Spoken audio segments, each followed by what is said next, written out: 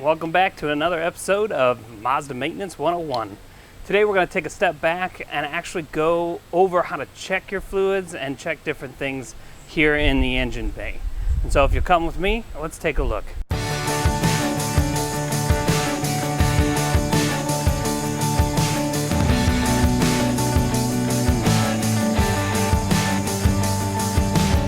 So the most important thing that you want to keep an eye on, of course, is the oil.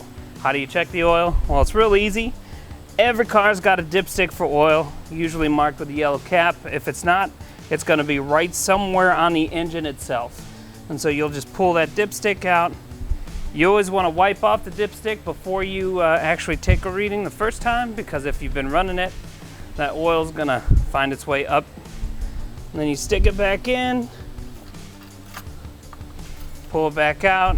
As you can see, in this particular vehicle, there's our oil line is right here. Now you really want to keep the oil between the bottom one and the top one, and as long as you're in there somewhere, you're good. We try to keep it closer to the top notch. So I'm going to go ahead and wipe this off so you can get a better visual of where those two notches are. So you can see those two little holes. So some dipsticks will actually tell you fill here full, fill here add, and you can see. Some other things you can check while you're in the engine: windshield washer fluid. You can see the symbol on this. It's always going to be marked with a symbol like that. And so you will just pop that lid off and you can easily add some washer fluid to your system that way. One of the other things you should always keep an eye on is your coolant level. It might be hard to show you this, but you can see there's an F and there's an L. And as long as your fluid is between that F and L, you're good.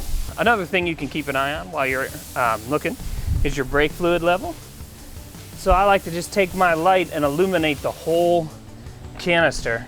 And so you can see there's your min line, which means minimum, and your max line, which means maximum. So as long as you're between those two lines, you're okay.